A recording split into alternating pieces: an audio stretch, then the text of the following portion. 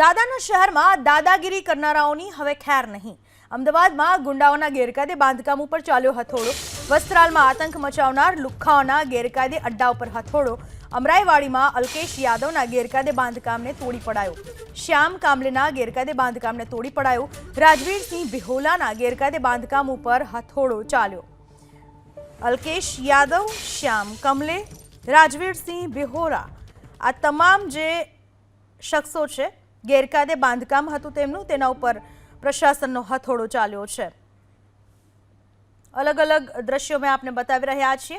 કુલ 14 શખ્સો હતા આતંક મચાવનારા, જેમાંથી 7 શખ્સો એવા છે કે જેમણે ગેરકાયદે રીતે કબજો જમાવેલો છે અથવા તો ગેરકાયદે બાંધકામ કરવામાં આવેલું છે। આ તમામ શખ્સોના આ બાંધકામોને તોડી પાડવામાં આવી રહ્યા છે, જેમાંથી 3 દ્રશ્યો મેં આપને બતાવી રહ્યા છે। અમરાઈવાડીમાં અલ્કેશ યાદવ અને શ્યામ કામલે તેમજ રાજવીરસિંહ બિહોલાના ગેરકાયદે બાંધકામ ઉપર હથોડો મારવામાં આવી રહ્યો છે। આ વિશે વધુ માહિતી આપવા આપણી સાથે જોડાઈ ચૂક્યા છે મારા સંવાદદાતા કુશાંગ સોની। કુશાંગ, કઈ રીતની પ્રશાસને કામગીરી હાથ ધરી છે આ તમામ લોકોની સામે? જો ટોટલ 14 આરોપીઓ પકડાયા હતા। 14 આરોપીઓ છે ત્યારે પોલીસ કસ્ટડીમાં છે, પરંતુ તેમના તરફથી જે કૃત્ય કરવામાં આવ્યું હતું કાયદાને હાથમાં લેવામાં આવ્યો હતો અને નિર્દોષ લોકોના વાહનો તોડફોડ કરવામાં આવ્યા હતા, લોકોને ઘા મારવામાં આવ્યા હતા। તે બાદ પોલીસ એક્શનમાં છે અત્યારે, અને જે પણ આરોપીઓના ગેરકાયદે મકાન અથવા નિયમ વિરુદ્ધના બાંધકામ હતા તેને તોડી નાખવાની કામગીરી કરવામાં આવી છે। હાલ અમે જે સ્થળ પર ઉપસ્થિત છે તે ઈકુભાઈની ચાલી ખાતેનો વિસ્તાર છે, ને અહીંયા આગળ જે આરોપી હતો તેનું મકાન હતું તેને સંપૂર્ણ રીતે તોડી નાખવાની કામગીરી કરવામાં આવી છે। અત્યારની વાત કરીએ તો કુલ 3 અલગ અલગ સ્થળો પર આ કામગીરી કરવામાં આવી છે। અલ્કેશ યાદવનું આ ઘર છે કે જ્યાં આગળ જે પ્લોટમાં જે રહી રહ્યો હતો તે સ્થળ ઉપર અત્યારે કોર્પોરેશને સંપૂર્ણપણે તેને ડિમોલિશન કરવાની કામગીરી કરી નાખી છે।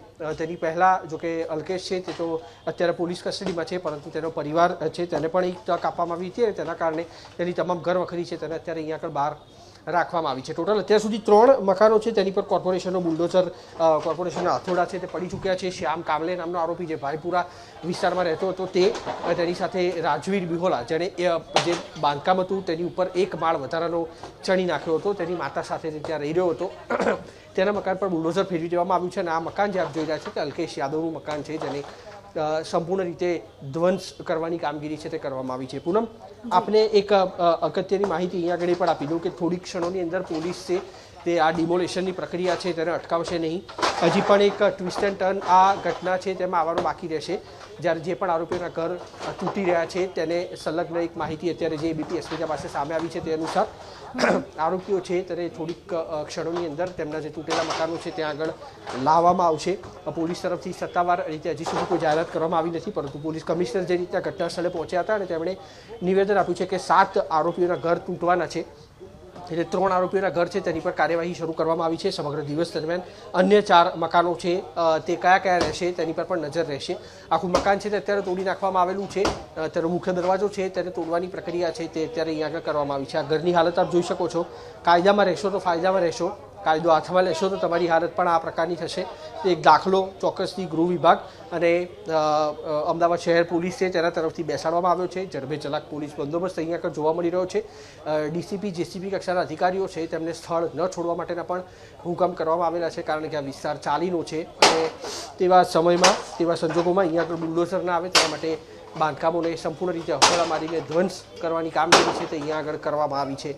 લોકો પર દમન ગુજારનારા 14 આરોપીઓ એક પકોડીની લારી મૂકવા માટે એ પણ તેમના આકા પંકજ ભાવસારના આદેશ ઉપર સંગ્રામ નામના વ્યક્તિને શોધવા માટે નીકળ્યા હતા, પરંતુ તેમને અંદાજો પણ ન હતો કે તેમણે જે કૃત્ય કર્યું છે તે શહેરીજનોના જીવ સાથે રમા બરાબર હતું અને તેના જ કારણે થઈને તેની સામે જે વળતો જવાબ મળ્યો છે તે આ પ્રકારનો મળ્યો છે।